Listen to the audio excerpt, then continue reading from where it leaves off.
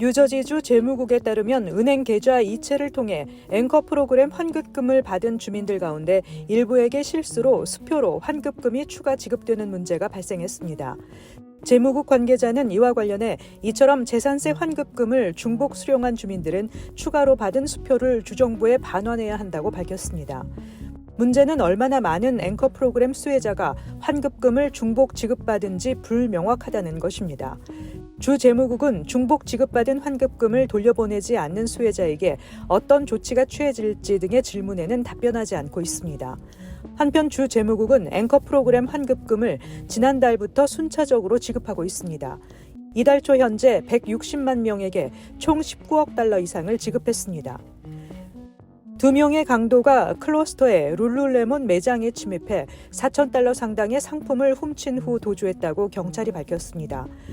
클로스터 경찰은 클로스터 플라자의 룰루레몬에서 신고를 받고 출동했으며 매장 관리자는 검은색 후드티를 입은 두 남자가 매장을 둘러보는 척했고 매장 직원들이 등을 돌리자 그들은 테이블에 진열된 여러 개의 남성복을 훔쳐 도주했다고 밝혔습니다.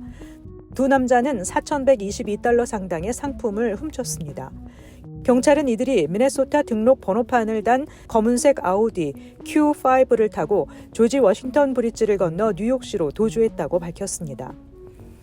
에릭 아담스 뉴욕시장은 기자회견을 열고 뉴욕시에 유입되는 난민들이 급감하면서 앞으로 2개 회계년도 난민 관리 지출이 4억 9,500만 달러 줄어들 것으로 예상된다고 전제한 후 난민 관리 지출에서 절약된 예산을 사용해 내년 10월까지 전철역과 대중교통 요지, 거리 등에 1,600명의 신입 경찰을 추가 채용해 배치할 계획이라고 발표했습니다.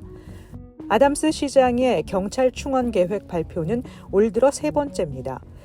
신임 경찰 배출을 위한 폴리스 아카데미 수업은 지난해 난민 위기로 일시 중단됐다. 올해 4월 600명 규모로 임시 복구됐고 6월 말 내년도 예산안에 경찰 1,200명 추가 모집 내용이 포함되면서 완전 복구가 전망됐습니다. 연말이 다가오면서 사기성 문자와 이메일 등이 더욱 기승을 부리고 있어 한인들도 각별한 주의가 요구됩니다. 특히 전미은퇴자협회와 연방거래위원회 등 수사당국은 연말 시즌을 노린 각종 쇼핑 관련 사기와 신분 도용 범죄가 심각해지고 있다고 밝혔습니다.